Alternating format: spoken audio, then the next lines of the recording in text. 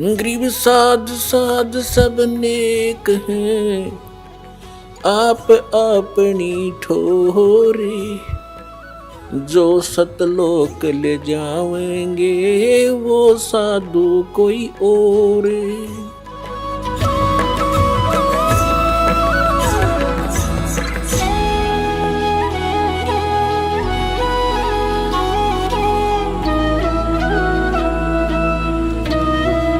अब जो शंकराचार्य ये कहते हैं कि एक ही भगवान है और वही सतोगुण को लेकर के विष्णु बन जाता है, विष्णु का रूप धारण कर लेता है, वही रजोगुण को लेकर ब्रह्मा का बन जाता है, वही सतोगुण लेकर के शंकर बन जाता है। इसमें स्पष्ट किया है कि वो तो गुणातीत है और ये तीन देवता न्यारे हैं, ये इसके पुत्र हैं। जैसे एक प्रसंग ये भी आया था कि हमारे शंकराचार्य जी हमारे धर्मगुरु कहते हैं कि हमारे श्री कृष्ण और श्री राम ये स्वयं परमात्मा हैं और ईसा तो परमात्मा का पुत्र था और मोहम्मद साहब ये पैगंबर था, रसूल था, संदेशवाहक था, भगवान नहीं थे। और हमारे स्वयं कृष्ण और विष्णु स्वयं भगवान है। अभी ये भी भगवान के पुत्र थे, तुम्हारे भगवान भी अभी दिखाते हैं, कंसेप्ट क्लियर करते हैं। इसी शिव पुराण को आपके रूबरू करते हैं 98 पृष्ठ तक, रुद्र संहिता। ये देखिएगा, रुद्र संहिता 98 पृष्ठ पे संक्षिप्त शिव पुराण, इसके 5वें अध्याय के लास्ट से लेते हैं, आगे क्रम बन जाता है इसका। अपने पुत्र नारद की यह बात सुनकर लोक पितामह ब्रह्मा वहां इस प्रकार बोले। अध्याय 5, अब यहां देखिए, ब्रह्मा ये छठा अध्याय हो गया रुद्र संहिता का और ये 99 पृष्ठ पे हम पढ़ रहे हैं, 99। गीता प्रेस गोरखपुर से प्रकाशित है। ब्रह्मा जी ने कहा कि ब्राह्मण देव शिरोमणे, तुम सदा समस्त जगत के उपकार में लगे रहते हो। तुमने लोगों के हित की कामना से बहुत उत्तम बात पूछी है। जिसमें समस्त जगत नष्ट हो गया था वहाँ कुछ भी नहीं था, न सूर्य दिखता था और न चंद्रमा, अन्य ग्रहों का भी कुछ पता नहीं था, उसकी भी सत्ता नहीं थी। यहाँ देखते उस समय सत तत्सद्ब्रह्म, इस श्रुति में जो सत्य सुना जाता है एकमात्र वही शेष था। अच्छा आगे देखिए 100 पृष्ठ पे, जिस परब्रह्म के विषय में ज्ञान और अज्ञान से पूर्ण उक्तियों द्वारा इस प्रकार विकल्प किए जाते हैं, उसने कुछ काल के बाद द्वितीय की इच्छा प्रकट की। उसके भीतर एक से अनेक होने के संकल्प उदित हुआ। तब उस निराकार परमात्मा ने अपनी लीला शक्ति से अपने लिए मूर्ति की कल्पना की। जो मूर्ति रहित परम ब्रह्म है उसकी मूर्ति ये भगवान सदाशिव है, यानी भगवान सदाशिव वही इनका परम ब्रह्म परमात्मा है। अर्वाचीन और प्राचीन विद्वान उन्हीं को ईश्वर कहते हैं। उस समय एकाकी रहकर स्वेच्छानुसार विहार करने वाले उस सदाशिव ने अपने विग्रह से स्वयं ही एक स्वरूप भूता शक्ति की सृष्टि की, जो उनके अपने श्रीअंग से कभी अलग होने वाली नहीं थी। उस प्राशक्ति को प्रधान प्रकृति गुणवती माया बुद्धि तत्व की जननी विकार रहित बताया गया है। वह शक्ति अंबिका कही गई है। उसी को प्रकृति, देखो ये अंबिका जो श्री विष्णु, इस सदाशिव यानी इसको हम काल कहते हैं, ये काल है जिसने गीता का ज्ञान बोला। ये ब्रह्मा विष्णु महेश का पिता है। इसके शरीर, इसने इस दुर्गा को खा लिया था, इसके पेट से परमात्मा निकाली थी। तो ब्रह्मा जी इस पुराण का वक्ता है, इस प्रसंग का, तो वो सच्ची अच्छी तरह समझ नहीं सका। फिर भी उसने क्या कहा है कि उन सदाशिव ने अपने विग्रह माने शरीर से स्वयं ही एक स्वरूप भूता शक्ति की सृष्टि की, जो उनके अपने श्रीअंग से कभी अलग होने वाली नहीं थी। वो जो उसके शरीर से निकली शिव जी के, वो सदाशिव यानी काल के, वो कौन थी?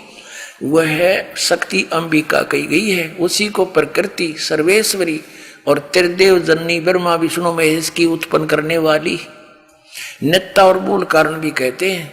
सदाशिव द्वारा प्रकट की गई उस शक्ति के 8 भुजाएं हैं। क्लियर हो गया?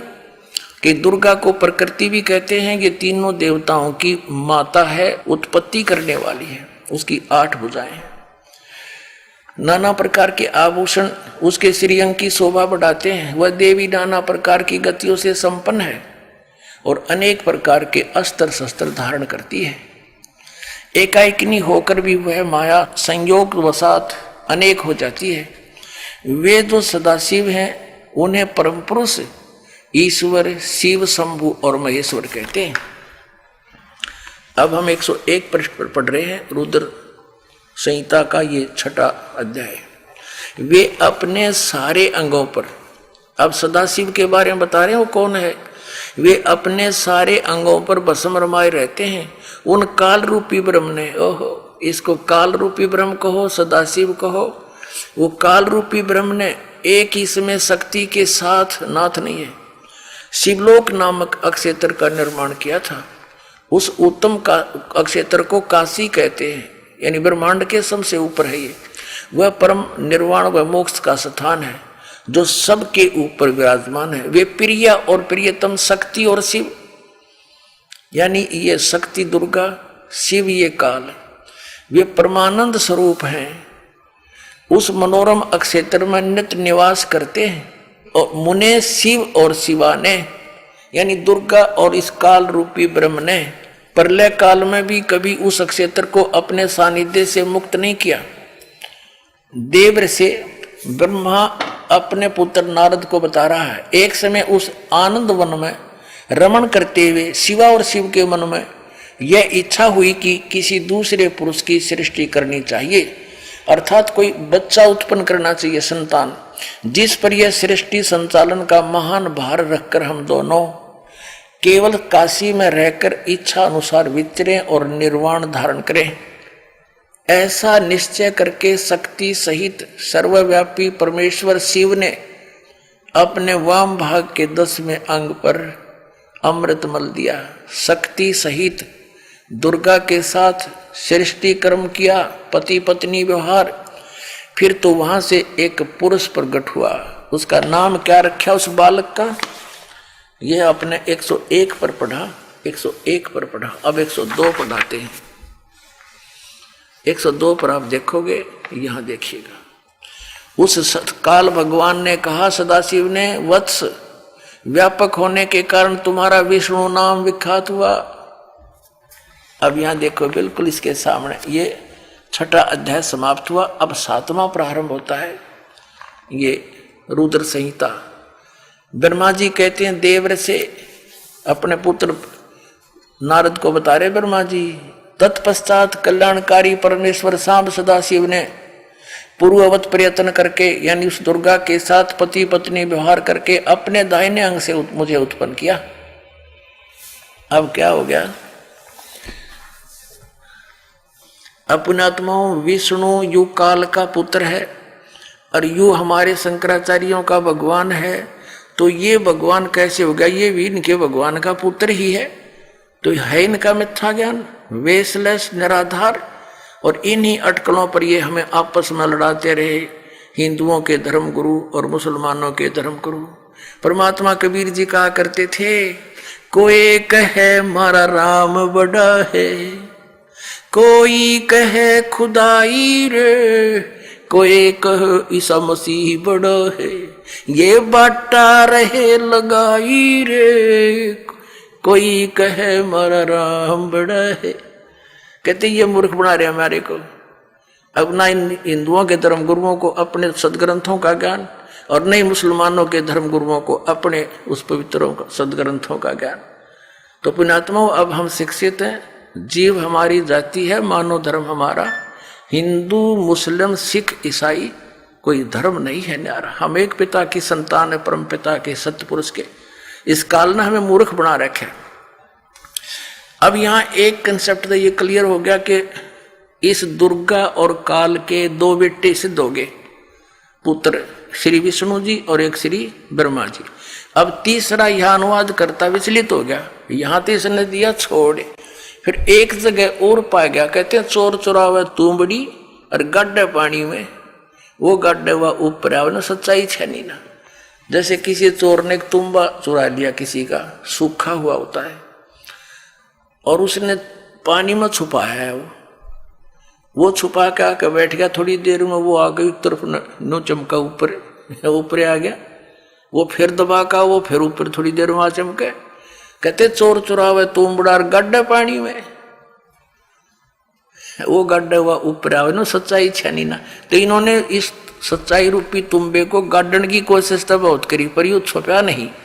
अब देखो शिव पुराण के अंदर, ये संक्षिप्त शिव पुराण, इसके संपादक हनुमान प्रसाद पोद्दार, ये वही चल रहा है जो अभी आपको दिखाई थी। अब हम आते हैं अपने उस कंसेप्ट पर। एक समय श्री विष्णु जी सतगुण और श्री ब्रह्मा जी रजगुण की आपस में कहा सुनिए, यानी युद्ध हो गया, झगड़ा हो गया। किस बात में? ब्रह्मा जी कहता मैं तेरा पिताजी विष्णु जी को, विष्णु कहे मैं तेरा बाप, क्योंकि ये काल जो सदाशिव है इनका पिताजी, ये इनको भ्रमित किए हुए है। गीता ज्ञान भी ये काल सदाशिव काल रूपी ब्रह्म ही बोल रहा है। और ये 7वें अध्याय के 24-25 श्लोक में कहता है कि मैं कभी किसी के समक्ष नहीं आता अपने वास्तविक रूप में, मैं अपनी योग माया से छुपा रहता हूं। तो इसने क्या किया है कि किसी महर्षि ने भगवान पाने के लिए समाधिस्थ होने की चेष्टा की, किसी को तो ब्रह्मा जी के रूप में दर्शन दे दिए, और किसी को शिव जी के रूप में, किसी को विष्णु जी के रूप में। जिसको विष्णु जी के रूप में दर्शन दिए समाधि दशा में, तो वो विष्णु जी के पास आकर उसका सर हो गया कि आप ही भगवान हो, मैंने देख लिया है, आपने छुपा रखा अपने आप को, आप सर्वशक्तिमान हो, सर्वसृजनहार हो, आप परमात्मा हो। ऐसा 1, 2, 10 सैकड़ों ने कहा। तो उस विष्णु जी को भ्रम हो गया कि मैं सचमुच शायद मैं ही सृजनहार हूं। और ये भी कहा कि ब्रह्मा जी आपकी नाभि कमल से उत्पन्न हुए हैं। उधर से उसने जिसको ब्रह्मा जी के रूप में दर्शन दिए, उसने श्री ब्रह्मा जी को आवाज दी, आप सचमुच परमात्मा हो, आप जगत के पिता हो, जगत पालक हो, सर्वशक्तिमान तुम ही हो। इस बात का भ्रम श्री ब्रह्मा जी को हो गया। फिर किसी ने शंकर जी के रूप में देख लिए, तो उसने शंकर जी की महिमा गा दी कि भगवान शिव स्वयं पूर्ण परमात्मा है, अजर व अमर है, मृत्युंजय है, कालजय है, ये सर्वशक्तिमान है। तो ऐसे इसने इन सबको भ्रमित कर दिया। अब जैसा ये इसने प्रतिज्ञा कर रखी कि मैं कभी किसी के समक्ष अपने वास्तविक रूप में नहीं आऊंगा, क्योंकि श्रीमद् भगवत गीता का ज्ञान देते समय इसने जो विराट रूप दिखाया, तो अर्जुन को कहा था ये है मेरा विराट रूप।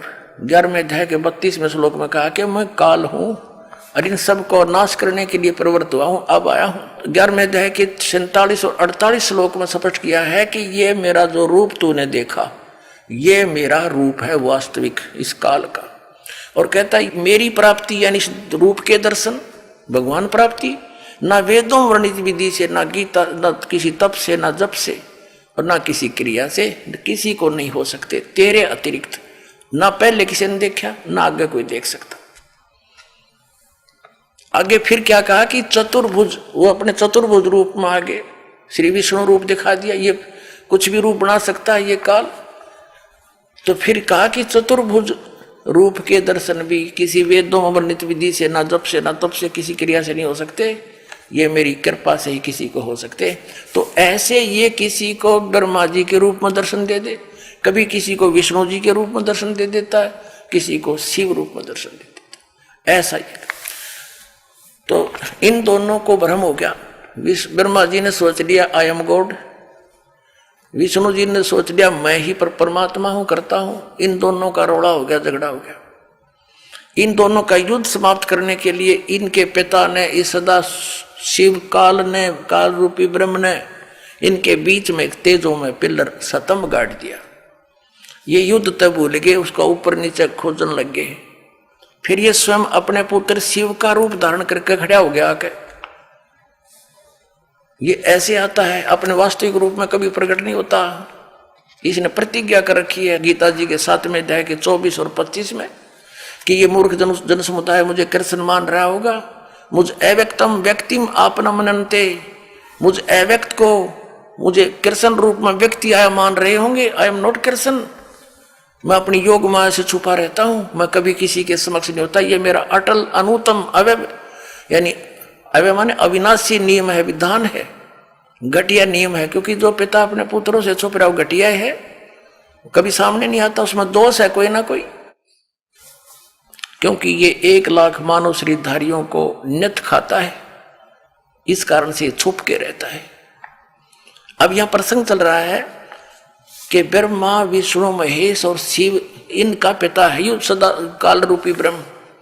अब देखियो, तो इन दोनों के बीच में स्वयं आकर के इनको ज्ञान देने लगा। फिर देखिए, ये है पृष्ठ 24 पे, ये ब्रह्मा विष्णु महेश के युद्ध हो रहा था। इनके बीच में यो पिल्लर स्तंभ, यो लिंग खड़ा कर दिया तेजों में। अब 25 पर हम पढ़ेंगे। तो इन्होंने दोनों ने, ब्रह्मा जी और विष्णु जी ने आपस में इनसे कुछ प्रश्न किए इस काल रूपी ब्रह्म से। ब्रह्मा और विष्णु ने पूछा, प्रभु सृष्टि आदि 5 कर्तव्य के लक्षण क्या है, ये हम दोनों को बताइए। भगवान शिव बोले, फिर वो बताने लग गया। अब हम अपने मतलब की बात पढ़ेंगे। अब 26 पे आ जाते हैं।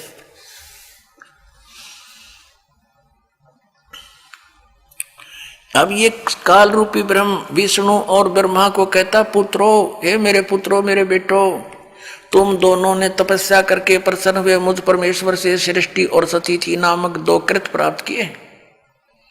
ये दोनों तुम्हें बहुत प्रिय है। इसी प्रकार मेरी विभूति स्वरूप रुद्र और महेश्वर ने, ये मैं नहीं है, 2 उत्तम अन्य कृत संहार और तिरोभाव प्राप्त मुझसे प्राप्त किए, परंतु अनुग्रह नामक कृत दूसरा कोई प्राप्त नहीं कर सकता। अब देखो, ये 2 पुत्र थे, विष्णु और ब्रह्मा हो गए, रुद्र और महेश्वर ये न्यारे हो गए।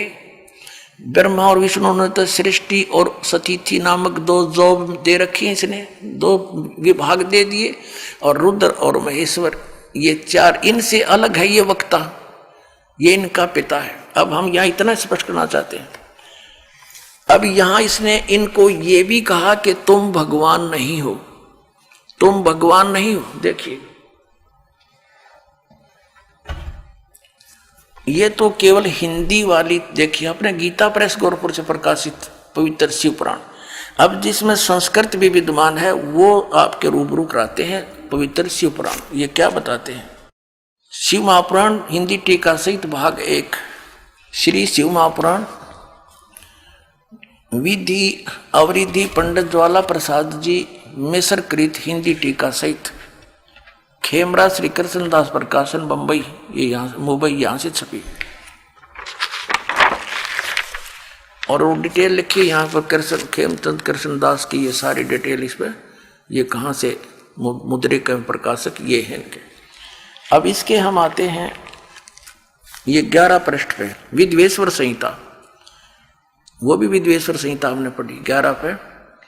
विद्वेश्वर संहिता भाग 1 अध्याय 6 का।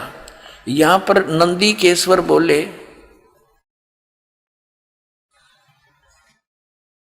हे योगिंद्र, आगे एक समय विष्णु भगवान शेष सैया पर अपने गरुड़ आदि पार्षदों से युक्त लक्ष्मी सहित शयन करते थे, विश्राम कर रहे थे, सोए थे। उस समय ब्रह्म ज्ञानियों में श्रेष्ठ ब्रह्मा जी अपनी इच्छा से वहां आ गए।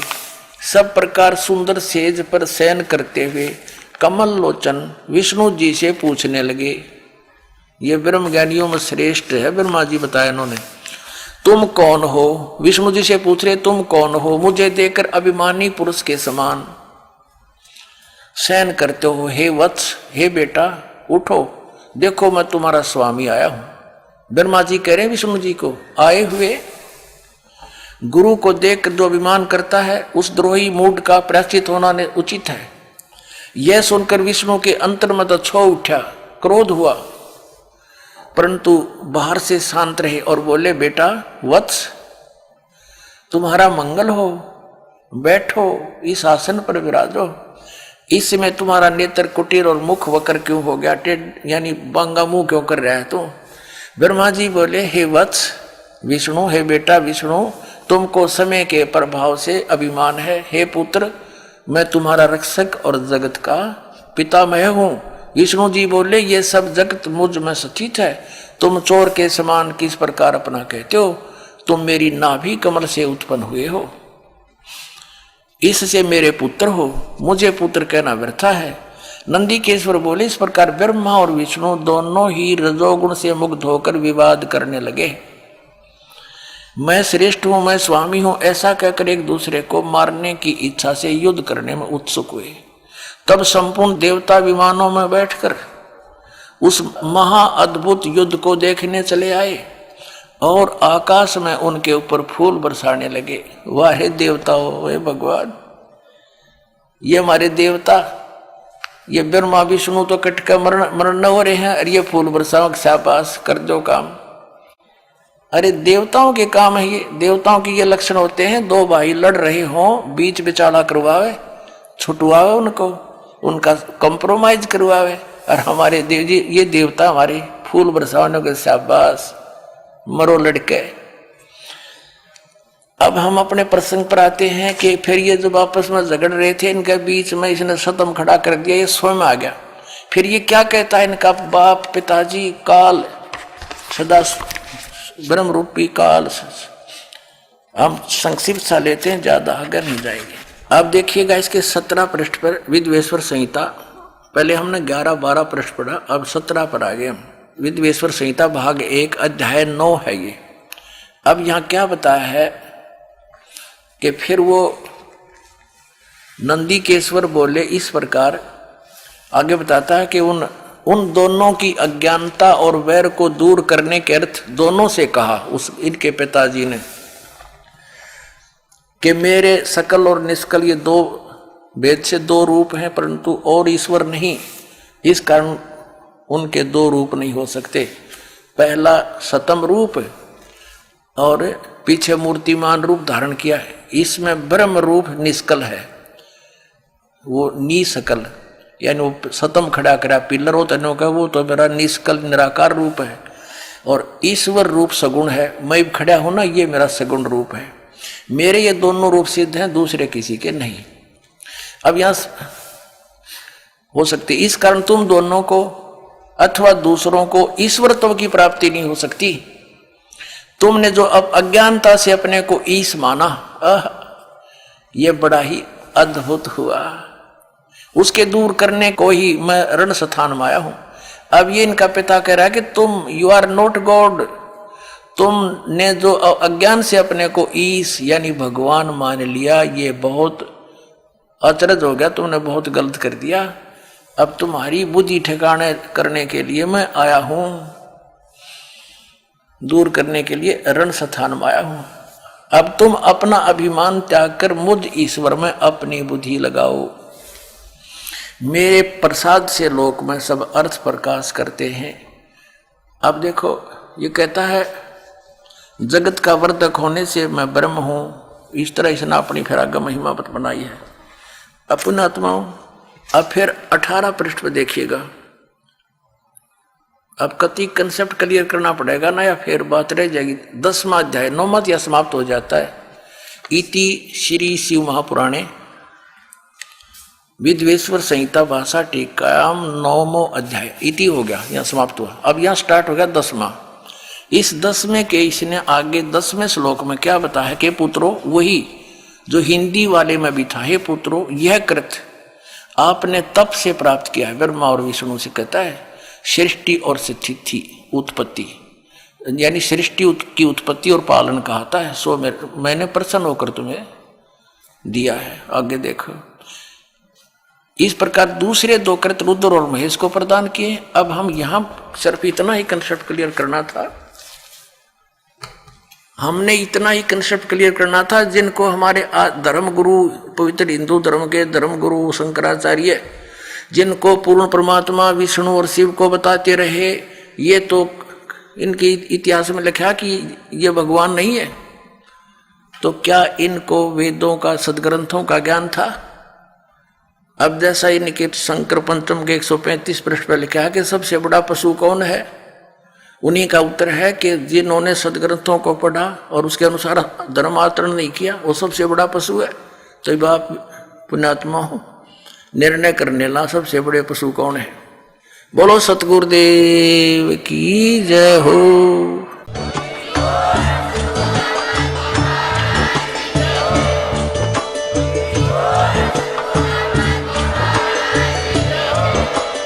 आप सुन रहे थे जगत गुरु तत्वदर्शी संत रामपाल जी महाराज जी के मंगल प्रवचन। अधिक जानकारी के लिए विजिट कीजिए हमारी वेबसाइट www.jagatgururampalji.org। संत रामपाल जी महाराज जी के शुभ आशीर्वाद से पूरे विश्व भर में 500 से भी ज्यादा नाम दीक्षा केंद्र हैं, जिन पर संत रामपाल जी महाराज जी द्वारा ऑनलाइन निशुल्क नाम दीक्षा दी जा रही है। अपने नजदीकी नाम दीक्षा केंद्र का पता करने के लिए संपर्क करें 8222880541।